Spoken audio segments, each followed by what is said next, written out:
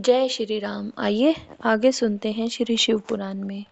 वर पक्ष के आभूषणों से विभूषित शिवा की नीराजना कन्यादान के समय वर के साथ सब देवताओं का हिमाचल के घर के आंगन में विराजना तथा वर वधू के द्वारा एक दूसरे का पूजन। ब्रह्मा जी ने कहा, नारद, फिर गिरिश्रेष्ठ हिमवान ने प्रसन्नता और उत्साह के साथ वेद मंत्रों द्वारा दुर्गा और शिव का उपस्नान करवाया। तत्पश्चात गिरिराज की प्रार्थना से श्री विष्णु आदि देवता तथा मुनि कौतूहल पूर्वक उनके घर के भीतर गए। वहां उन्होंने वैदिक और लौकिक आचार का यथार्थ रीति से पालन करके भगवान शिव के दिए हुए आभूषणों से देवी शिवा को अलंकृत किया। सखियों और ब्राह्मण की पत्नियों ने पहले पार्वती को स्नान करवाया, फिर सब प्रकार से वस्त्राभूषणों द्वारा विभूषित करके उनकी आरती उतारी। तीनों लोगों की जननी महाशैलपुत्री सुंदरी शिवा दिव्य आभूषणों से सुसज्जित होकर मन ही मन भगवान शिव का ध्यान करती हुई वहीं बैठी। उस समय उनकी बड़ी शोभा हो रही थी। उस अवसर पर दोनों पक्षों में महान आनंददायक उत्सव होने लगा। ब्राह्मणों को शास्त्रोक्त रीति से नाना प्रकार का दान दिया गया। अन्य लोगों को भी वहां भांति भांति के बहुत से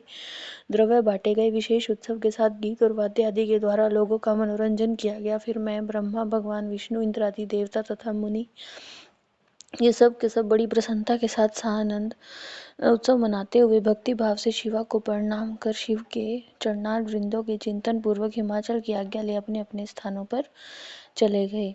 उसके बाद गर्ग ने कन्यादान का समय जान हिमाचल से श्री शंकर तथा बारातियों को बुलाने के लिए कहा। फिर तो बाजे बजने लगे। हिमाचल के मंत्रियों ने वहां जाकर वर और बारातियों से शीघ्र पधारने के लिए प्रार्थना की। वे बोले, कन्यादान के लिए उचित समय आ गया है, अतः आप लोग शीघ्र मंडप में पधारें।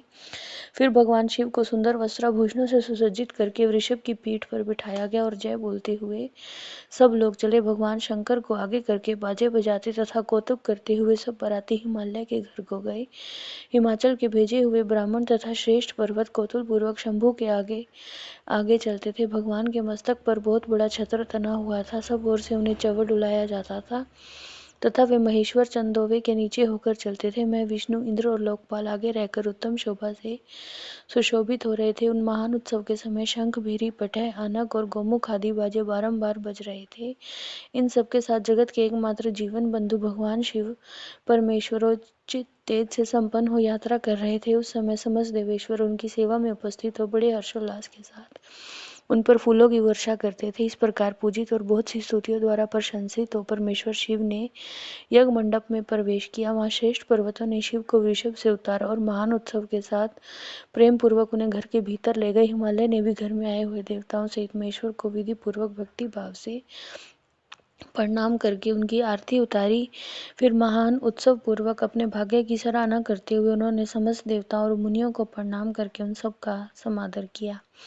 श्री विष्णु सहित महेश्वर को तथा मुख्य मुख्य देवताओं को पाद्य अर्घ्य देकर हिमाचल उन्हें अपने भवन के भीतर ले गए और आंगन में रत्न में सिंहासनों के ऊपर मुझको, विष्णु को, शंकर जी को और अन्य विशिष्ट व्यक्तियों को बिठाया। उस समय मैना ने अपनी सखियों, ब्राह्मण पत्नियों तथा अन्य पुरंदरियों के साथ जाकर सानंद आरती उतारी। कर्म कांड के ज्ञाता पुरोहित महात्मा शंकर के लिए मधुपर्क पूजन आदि जो जो आवश्यक कृत्य थे उन सबको सहर्ष संपन्न किया। फिर मेरे कहने से पुरोहित ने प्रस्ताव के अनुरूप उत्तम मंगलमय कार्य आरंभ किया। इसके बाद हिमालय ने अंतर्वेदी में जहाँ समस्त आभूषणों से विभूषित उनकी कृशांगी कन्या वेदी के ऊपर विराजमान थी, वहां मेरे और श्री विष्णु के साथ महादेव जी को ले गए। तदंतर बृहस्पति आदि विद्वान बड़े उत्साह से संपन्न हो कन्यादानोचित लगन की प्रतीक्षा करने लगे। गर्ग ने पुण्याहवाचन करते हुए पार्वती जी की अंजलि में चावल भरे और शिव जी के ऊपर अक्षत छोड़े। परम उदार सुमुखी पार्वती ने दही, अक्षत, कुश और जल से वहां रुद्रदेव का पूजन किया, जिसके लिए शिवा ने बड़ी भारी तपस्या की थी। उन भगवान शिव को बड़े प्रेम से देखती हुई वे वहां अत्यंत शोभा पा रही थी। फिर मेरे और गर्गादि मुनियों के कहने से शंभु ने लोकाचारवश शिवा का पूजन किया। इस प्रकार परस्पर पूजन करते हुए दोनों जगन में पार्वती परमेश्वर वहां सुशोभित हो रहे थे। त्रिभुवन की शोभा से संपन्न हो परस्पर देखते हुए उन दोनों दंपत्ति की लक्ष्मी आदि देवियों ने विशेष रूप से आरती उतारी। जय श्री राम।